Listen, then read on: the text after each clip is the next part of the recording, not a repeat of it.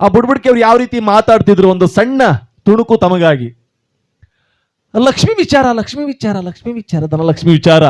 ಗೌಡ, ನಿನ್ನ ಮನಸ್ಸಿನ ಒಂದು ಲಕ್ಷ್ಮಿ ವಿಚಾರ ಕಟಕಟ ಕಟಕಟ ಕಟಕಟ ಅಂತ ಉಂಟ ಇಲ್ವಾ? ನಿಜ ಆದ್ರೆ ನಿಜಾನು, ಸುಳ್ಳಾದ್ರೆ ಸುಳ್ಳು ಅನ್ನೋ ಸುಳ್ಳು ತಟ್ಪಟ ಪಾಡೆ ಬುಡ್ಬುಡ್ಕ ರಾಮಾಯಂತಾವ.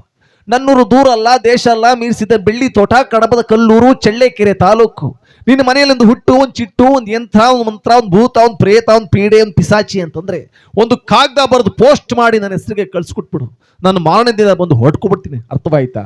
ಓದೋಷ್ಟಿಂದ ಹಣೆ ಬರಲ್ಲ, ಟೇಮ್ ಅಂದ್ರೆ ಟೇಮು ಅಲ್ಲ, ಗ್ರಾಚಾರ ಪಾಪ ಕೆಟ್ಟಾಗೋಯ್ತು.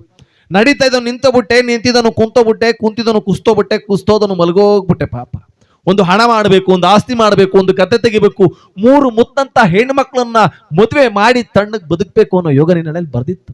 ನಾನು ಹೇಳಿದ್ನಲ್ಲ, ಹಣೆ ಬರಂದ್ರೆ ಹಣೆ ಬರಲ್ಲ, ಟೇಮ್ ಅಂದ್ರೆ ಟೇಮುಲ್ಲ, ಗ್ರಾಚಾರ ಪಾಪ ಕೆಟ್ಟಾಗೋಯ್ತು.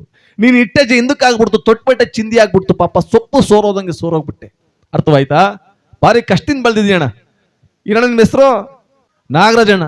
ನಾಗರಾಜಣ್ಣ ಭಾರಿ ದೊಡ್ಡ ಮನ್ಸರು, ಭಾರಿ ದೊಡ್ಡ ಮನ್ಸರು. ಒಂದು ಊತ್ ಕಡ್ಡಿ ಕೊಟ್ರೆ ಊರಿಗೆಲ್ಲ ಬೆಂಕಿ ಹಾಕ್ಬಿಡ್ತಾರೆ. ಪುಣ್ಯಾತ್ಮ ಅಂತ ಪುಣ್ಯಾತ್ಮರ ಅವರು. ನಮ್ಮ ನಾಗರಾಜಣ್ಣನ ಹೆಸರಿಗೆ ಮಾಡಿದ ಕೆಲಸ ರೈಟು ಅಥವಾ ಮಿಸ್ಟೇಕ್ ಇಲ್ಲ ಅಂತ ಕೇಳ್ತೀರಾ? ನಾಗರಾಜಣ್ಣ ಅವರೇ ಕೇಳ್ತೀರಾ? ಟವಲ್ ಹಾಕಬಿಟ್ಟಿದ್ರಿ, ಹೂ ಅಂತ ಇದ್ದೀರಾ, ಹೂ ಅಂತ ಇದ್ರೆ ಒಂದು ಗೊತ್ತಾಯ್ತಲ್ಲ. ನಾಗರಾಜನ ಹೆಸರಿಗೆ ಮೇಷ, ಋಷಭ, ಮಿಥುನ, ಕಟಕ, ಸಿಂಹ, ಕನ್ಯಾ, ತುಲಾ, ಋಷಿಕ, ಧನುಷ್, ಮಕರ, ಕುಂಭ, ಮೀನ.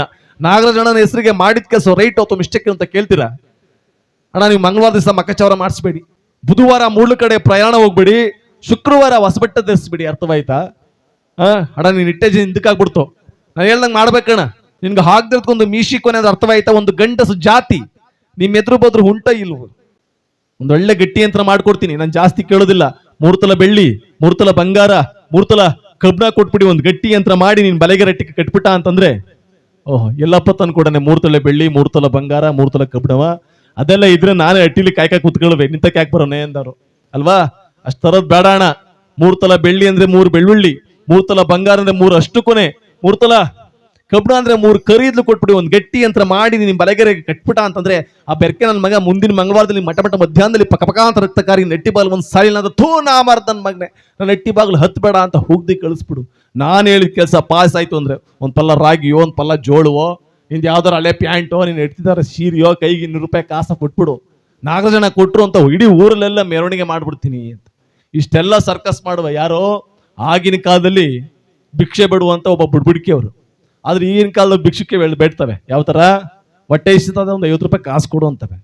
ಇಲ್ಲ ಕಣಪ್ಪ ಅಂತ ಇರೋದು ಫೋನ್ ಅಂದ್ರೆ ಪರವಾಗಿಲ್ಲ, ಫೋನ್ ಪೇನೆ ಮಾಡು ಅಂತಾರೆ. ಫೋನ್ ಪೇನು ಇಲ್ಲ ಕಣಪ್ಪ ನಂತ ಇರೋದು ATM ಕಾರ್ಡ್ ಅಂದ್ರೆ ಪರವಾಗಿಲ್ಲ, ನಂಬರ್ ಹೇಳೋಣ, ಸ್ವೈಪ್ ಮಿಸಿನದೆ ತಕೊಂಡ್ ಹೊಡ್ಕೊಂಡು ತಗಾತೀನಿ ಅಂತಾರೆ. ಹಂಗಾಗಿ ಕಾಲ ಬದಲಾಗ್ಬಿಟ್ಟೈತೆ. ಅವತ್ತಿನ ಕಾಲ ಹಂಗಿತ್ತು, ಇವತ್ತಿನ ಕಾಲ ಹಿಂಗಿದೆ.